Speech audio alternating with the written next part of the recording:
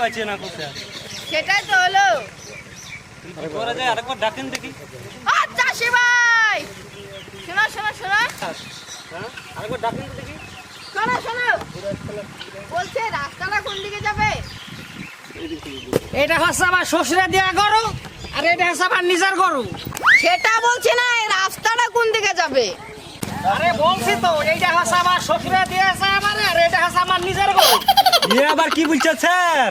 তাই তো হইলো। ও খাবার খাবার এখনো আসেনি। পুলিশের সাথে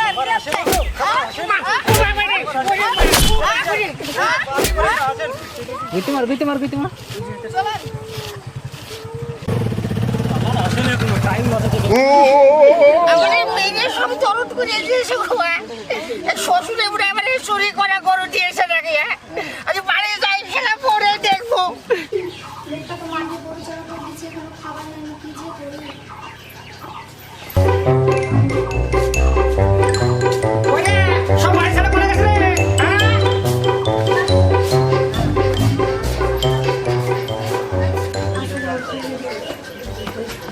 এই জোসরা বেটি, তোর বাপ কি আবার গরু চুরি করা গরু দিয়েছে নাকি? হ্যাঁ? তোমার হয়েছে নিয়ে কথা বলছো কেন? তাহলে আমরা পুলিশে মারলো কেন? তোর বাপ তো নিশ্চয় চুরি করা গরু দিয়েছে না, আমাকে পুলিশে মারবে কেন? হ্যাঁ? আমার বাপ ওরকম লোক না, আমার বাপ 7 গ্রামে ডাকা লোক। ও তোর বাপ সাত গায়ে চুরি ডাকাতি করে না? হ্যাঁ? দেখেন দেখি বাপ, আপনার ছেলে সব কি মনে রান্না করছে? কি?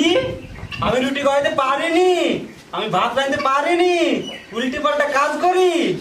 না মা, আপনাকে তো আমি কাজের কথা বলিনি। হ্যাঁ আমি ঝাড় দেওয়া বাসন মাজা পারিনি। হ্যাঁ তোমার শ্বশুর আসুক।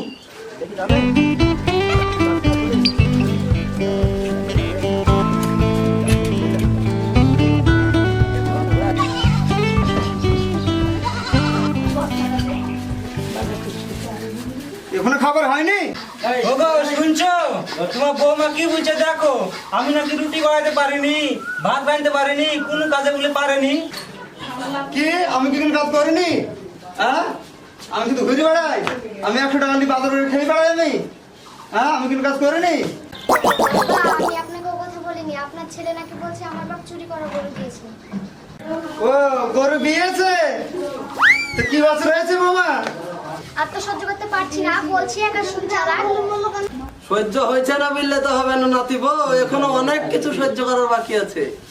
তার মানে মানে তোর শ্বশুর ঠসা, তোর শাশুড়ি ঠসা, আর তোর স্বামী ও তো একবারে বড়া। না না